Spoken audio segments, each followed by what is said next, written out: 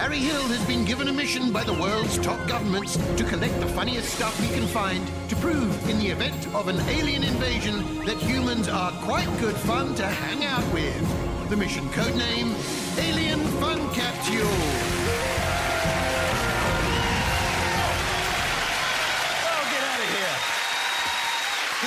Hello and welcome to Alien Fun Capsule. Yes, I'm collecting the funniest stuff I can find to stop the aliens invading. An idea that's thinner than Kim Kardashian's nightie. But I can't do it on my own. Let's meet the guests who are going to help me. Josh Widdicombe, Patrick Robinson, Sara Pascoe. But wait! There's no one in the fourth chair. It's OK. He texted me to say he was running late because he had to pick up his new suit from the tailor's and was taking a shortcut through the woods. I just hope he doesn't get any mud on that nice new suit.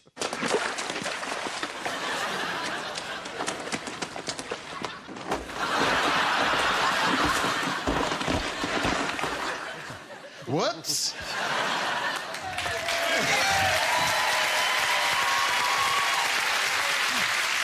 You don't have a clothes brush, do you, at all?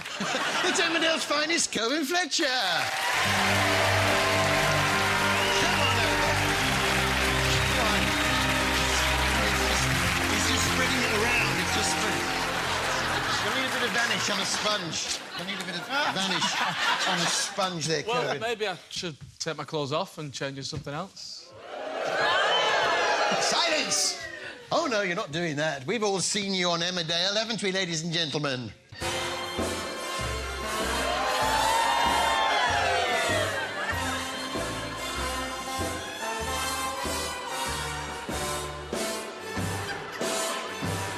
You ready for me, then?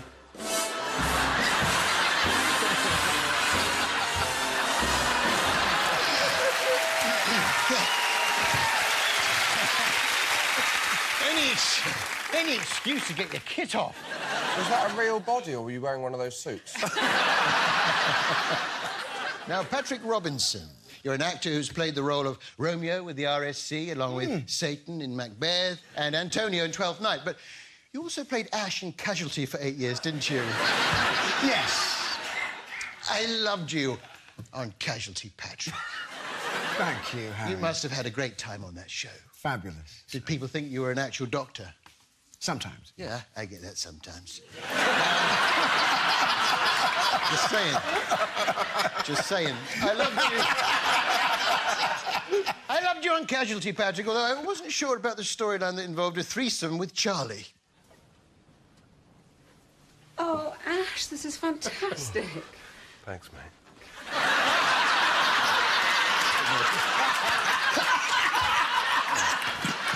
You lot, I don't know.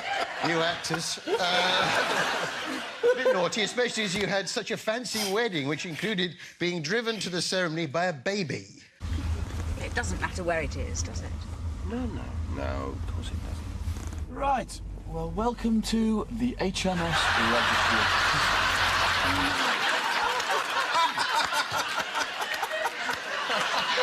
You got a little drive of that baby. I'm putting being driven to the ceremony by a baby into the fun capsule. There we are. The first thing. It's the first thing. See how it works? Anything can go into the fun capsule as long as it's funny. Now, Josh Widdicombe, is it true that you were the original life model for the Cabbage Patch Dolls? Is that... any truth?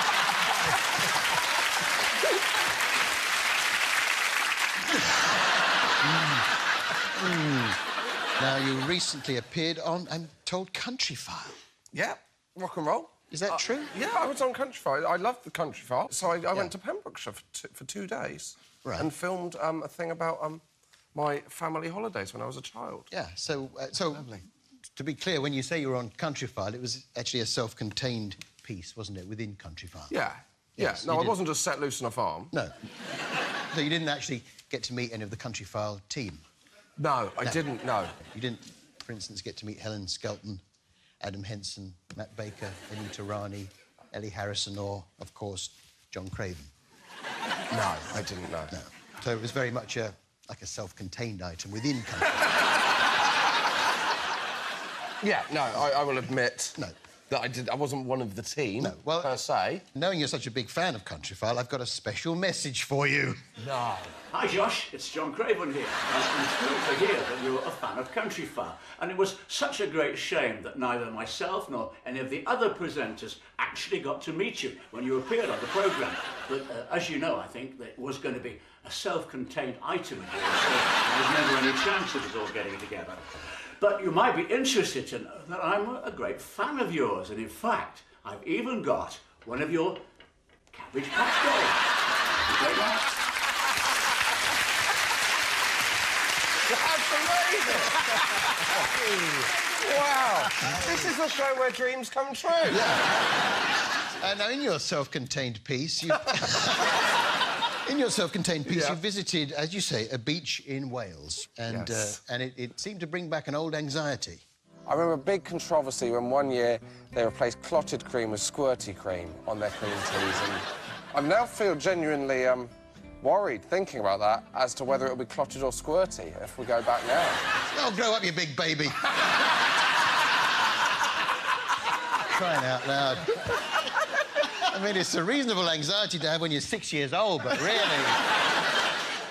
What's your problem with squirty cream? I mean... Squirty cream's rubbish. It's too light. It's not... like, clotted, you've got a kind of... There's a... More depth to it, yeah, yes. Thank you very much. Rich and full. Yeah.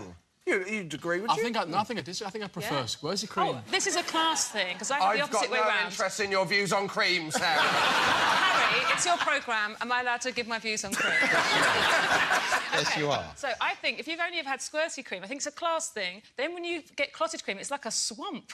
It's too heavy. There's too much of it. Yeah. So when you say it's a class thing, is it a working class thing? Yeah, that's what I mean, yes. Right, okay, like, You are had working squirty class, cream. apparently, Kelvin. Yeah, well, apparently I am, yeah. Apparently, according to... Charming, isn't it? He came here in good faith. His father was an astronomer and his mother was a brain surgeon. Oh, don't judge Kelvin. In my northern accent. It's not the character that he appears on Emmerdale. He didn't actually work on a farm. But that problem, it was pressing on your mind, Josh, wasn't it? Yeah, it was... I didn't want squirty cream, Harry. I'm sure the suspense is killing us all. Shall we find out? Yes. If the cream on Josh's scone was clotted or squirty? Cheers, thank you. I mean, it's classic Cornish cottage cream, clotted cream. It's clotted!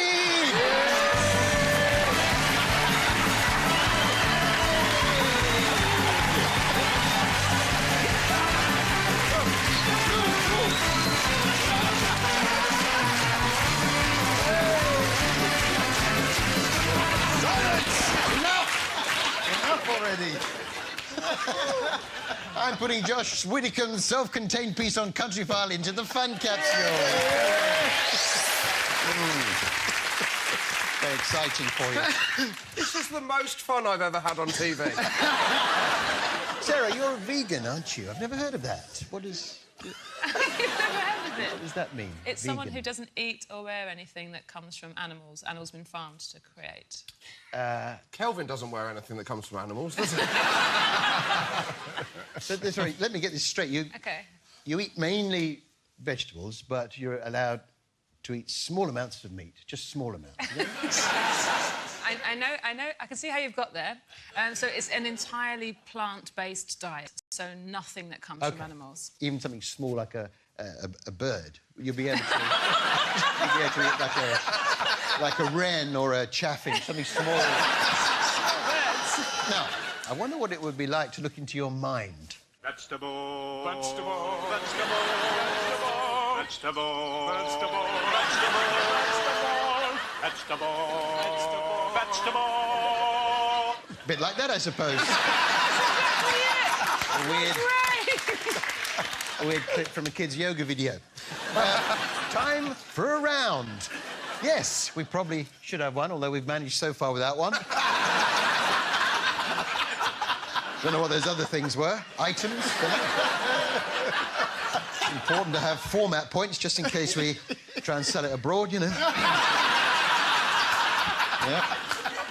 So I'm going to ask my friend Alan the Alien to help me. Here he is. He's in this box. Shh. Try not to disturb him. There he is. All right, Alan? Yes, he's fine. Nice thumbs up. You having a good week? Oh, so-so. So-so.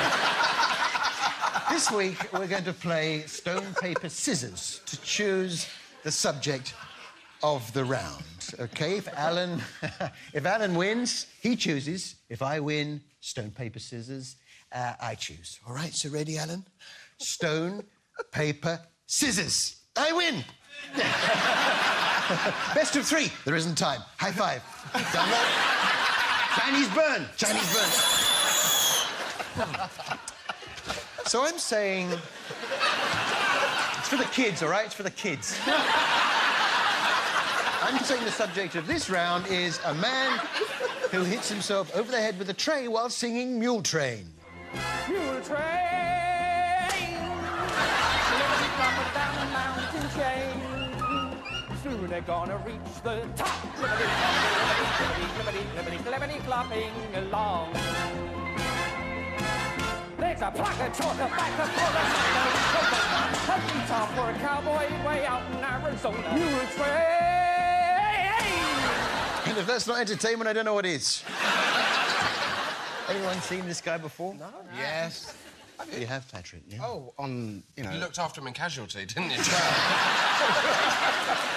So he is Bob Blackman, who was a speciality act back in the day, whose speciality was basically hitting himself over the head with a tray. That was the act while singing Mule Train. Did he do other songs or just Mule Train? Well, I don't know. We should have researched that. We put it into YouTube, but we didn't look on the right-hand side. Different songs he's banged his head with a tray to. I wonder if it would work today, though. What do you think if we were to update it with a modern song? Huh? Take it away, Sara. There's a fire starting in my heart, reaching a fever pitch, and it's bringing me out the dark.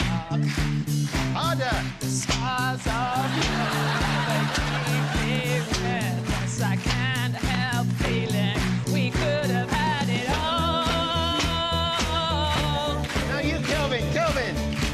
All about the bass, no treble. I'm all about the bass, no treble. I'm all about the bass, no treble. I'm all about the bass. Shout out to my ex. You know you're quite the man. Oh, we made the heartbreak and that made me who I am. Girls here, hallelujah. Girls here, hallelujah. Uptown funk, dip. Saturday night, we in the spot. Don't believe me, just watch. Mule Train. There's a bus from Georgia, Mackie for a Rancher in Corona, a guitar for a cowboy way out in Arizona. Mule Train.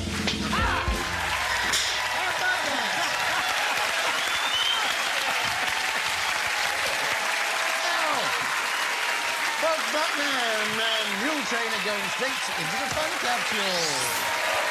Off you go. Very well done, which brings us to a break. But before we go, I have a question. Hey, Dale. Hey, Dale. Yep. What happens next? A sweet little film there showing Dale the horse in a field fringed by woods. But what happens next? Find out after the break.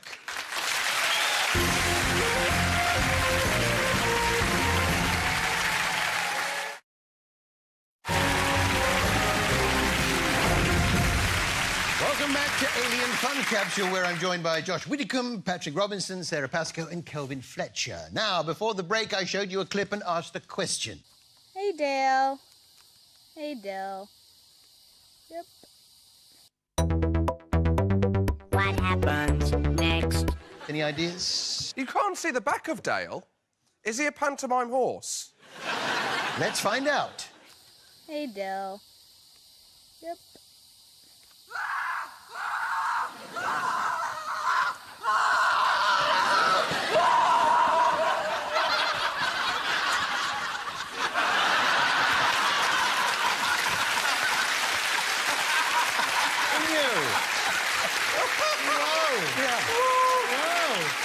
especially John Craven's first ever episode of Country Fire. Nice man. Shame you didn't get to meet him, Josh. That was amazing. Yes, turns out Dale was a decoy. Patrick Robinson, of course. We know you from, well, Casualty, obviously, as previously mentioned. I don't like to go on about it, but let's face it, you've done so much acting, haven't you? You've done a lot of acting. Yes. I very much enjoyed you as the head of a cheese-making firm in Midsummer Murders. Bit of a rock, was she? I had no idea what we'd taken on when we got hold of the books. But Midsummer Blue is famous. It wins awards. Awards for small amounts of cheese made in a labour-intensive way. I love that ceremony. The small amounts of cheese made in a labour-intensive way awards. I entered it one year. Yes, I made a very small amount of cheese in a labour-intensive way. I milked a mouse. But Patrick, what was the story there in Midsummer Murders? Do you remember the way that the murder was committed? I think it was, drowning in fondue. You can't remember, can you? No. I'll tell you how the murder happened, Patrick. Martine McClutchan was killed by a big piece of cheese. I'm not in the mood for games. Not today.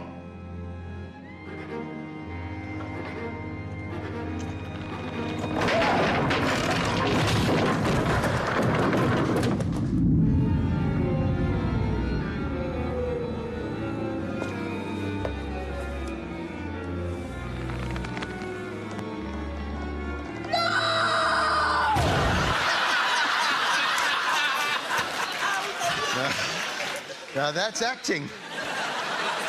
Well, you get killed. You get killed. I get killed. Everyone gets killed. It's Midsummer Murder. That's right, that's right. It could happen, though, couldn't it? You know, the other way that cheese may kill you is, of course, due to the high concentration of saturated fats it contains, which build up over time, causing atherosclerosis in the arteries leading to the coronary. You've got the coronary occlusion, myocardial infarction, and inevitably cardiac arrest. See, those years weren't wasted.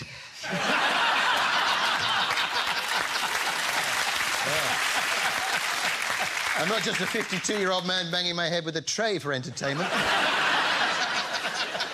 Time for our local news roundup. Local news roundup. Man tries to sell himself on eBay. Local news roundup. Buddhist set lobsters free. Local news roundup. Seagulls want to kill my dog. Local news roundup. Mystery of the nomadic cucumbers. Wait, what? Mystery of the nomadic cucumbers. Local news roundup. Local news roundup. That was a local news roundup. They were all true, by the way. There's a whole world out there. Now, Josh, you're a fan of the soaps, aren't you? Yeah, certain ones, yes. Which ones? Which ones? Ones that don't use nudity to get viewing. Yeah, on your side. On your side. I understand there's an Australian soap that I loved... When I was a teenager, I was a huge fan of Neighbours. I watched Neighbours often. Sounds like you spied on your neighbours when you were a teenager. I did, yes. And if I was to do Mastermind, I'd probably go with, like, characters who played characters in Neighbours from the 90s. Are you saying you know all the actors from Neighbours from the 90s? Yes, I am. It's a proud boast from the Cabbage Patch Doll lookalike. Well, let's put you to the test as we play Name That... Neighbours... Actor. I will play a clip... Quite nervous now. Yes, I will play a clip from the Australian soap... Neighbours. And I will ask you to identify one or more of those actors. If you succeed, you will feel good about yourself. Should you fail, however, you will be exposed as the liar that you are. It may, in the long term, reduce your chances of finding a mate. Ready? Yeah, I'm born for this. Play tape. Oh, goodness me. Lolly.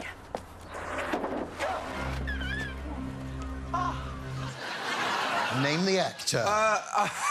Oh, Harry, that was Alan Fletcher playing Carl Kennedy. Not him, him.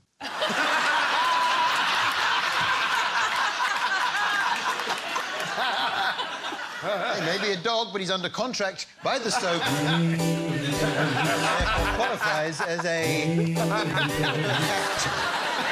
Name the actor. That's what it was. That dog is called Carl Kennedy, and it's played by Alan Fletcher. You don't know jack about Neighbours, do you? Right, we better get on.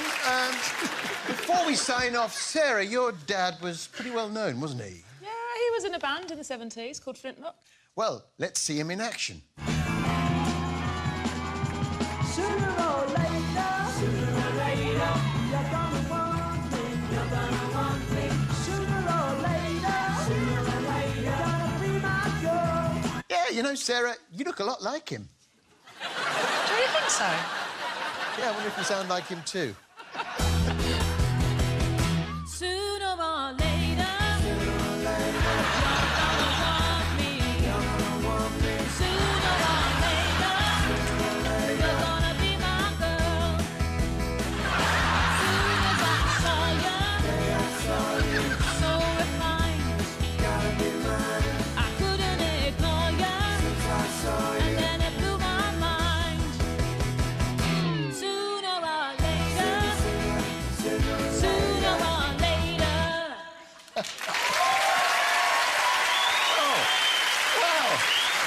I'm sticking that into the fun capsule. My thanks to Josh Widdicombe, Sara, Pascoe, Patrick Robinson and Kelvin Fletcher for helping me to fill the fun capsule. That's all from us. Good night. 2, 3,